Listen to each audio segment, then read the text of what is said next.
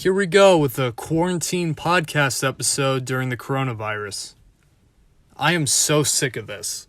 This shit sucks. This shit is terrible. Like, I've been drawing and working out and just doing stuff. And the fact that there's no sports on right now is really bothersome. So it's like, there hasn't been anything aside from the Jordan documentary that gives you a little sense of normalcy. I try not to watch too much news because this shit is on panic mode all the time, and it's just stressful to watch. I want to see what's going on, but at the same time, I don't want to drive myself crazy. We're truly living in some unprecedented times right now. I need to get something off my chest that I've been thinking about for a while, though. I love that Michael Jordan The Last Dance documentary so much. It was incredible. I didn't even grow up during those times, but it still feels like nostalgia city.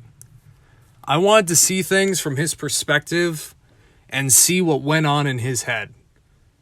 Like, I used to get on the basketball court and call out his name like, I'm Jordan, but I didn't really know his work ethic. I think anybody who's at the top of their game at anything has to put the time in and have the work ethic. It takes a certain amount of talent, but it mostly involves the work ethic versus the talent. In some cases, it might be equal, but you don't really get one without the other.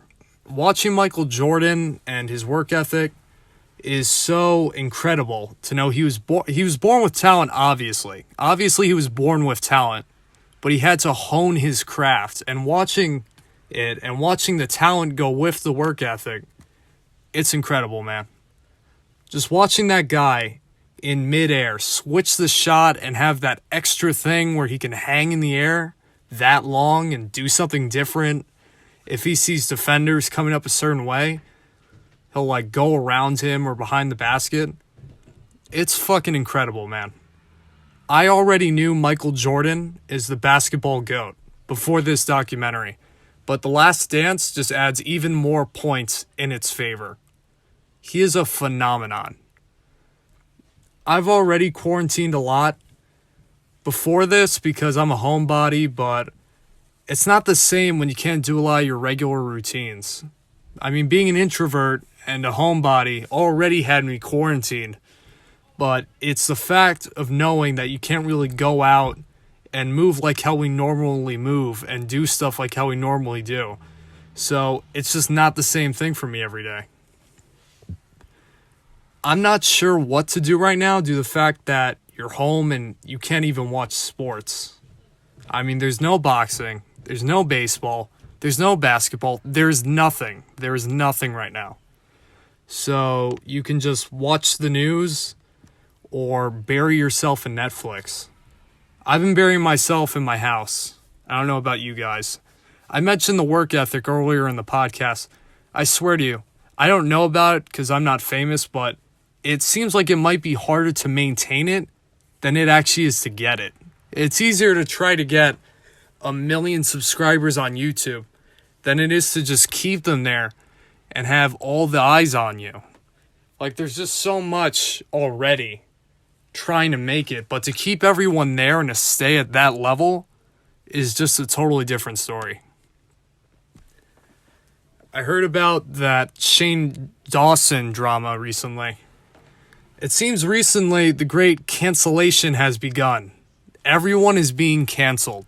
Every celebrity, no matter how big or how long ago it was, is just being canceled. It's been a gradual thing that's just been happening on social media the longer it's been around. People get canceled for things that they said ages ago. The big one being Shane Dawson, who released this embarrassing apology. He's apparently apologized before it, but this time it's being done for saying the N-word loads of times and just having loads of really tacky, tasteless, and offensive humor from the past. His apology was atrocious and cowardly. And I will admit, I watched Shane Dawson for years, and it hurts me for not noticing this and having to stop support him. I have watched him since the early days of YouTube, back when he had a mullet and he did story time videos. And when it was just a completely different time than it is now. I'm pro Black Lives Matter and feel that racism isn't okay, whether it's real or in a comedic manner. Same goes for sexual assault, homophobia, transphobia, and the billions and billions of other bad things that Shane Dawson has said. Like, some of these celebrities, they said like one slur or one offensive comment, but Shane just has trillions, so many different moments where he has said stuff to get himself canceled. Will Smith's wife and kids are angry at him because 12 years ago, Shane did a creepy joke about Will Smith from when she was around 12 years old, pretending to have sexual feelings for her. Just the kind of edgy internet stuff that was going on. So we're seeing this now. There was this period of time in 2015 where the edginess really ruled and everyone conducted themselves in a completely different way. And it was barely even that long ago.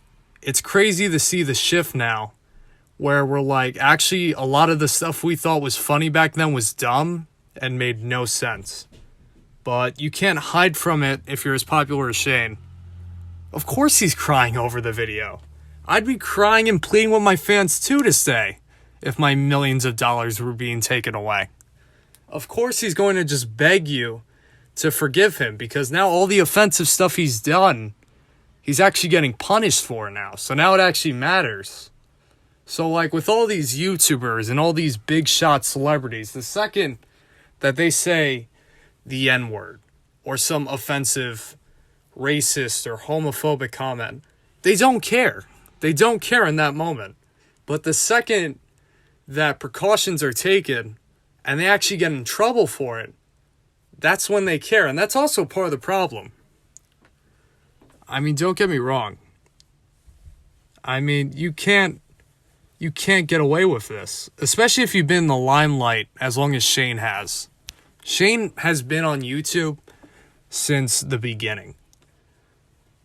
If an unknown YouTuber said it, nobody would have noticed this. But with Shane, there's no way this could have flown under the radar. He has millions of subscribers. So yeah, it seems 2015 has come back with a vengeance. But this time, everyone's anti-everything that was popular then. What a strange repetition of history. I don't know why all these famous YouTubers do blackface and say the N-word. Like, is it that much of a challenge for any of you YouTubers to be a decent human being? Why have they all done blackface? Jeremy Jahns, Jenna Marbles, all of you. What is this about? It's incredibly stupid. Why is that your automatic joke thing? I do hate this idea that any history we don't like, we will just cover up.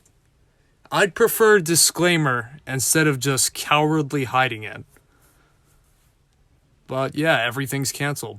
We're just progressing so quickly in this generation, I can barely keep up with what is offensive and what isn't at this point. That's not the end of it either. Ansel Elgort and Justin Bieber had scandals and have had scandals still right now that are still going on. Everyone's getting canceled. Cancel culture is colossal right now. Wake up, ladies and gentlemen.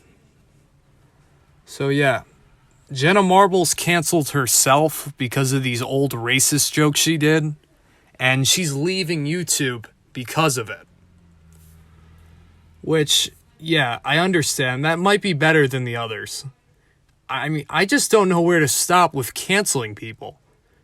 Where do you stop with going back and taking these clips? I understand the Shane Dawson one completely because it's really bad and he never responded to it in an adult manner.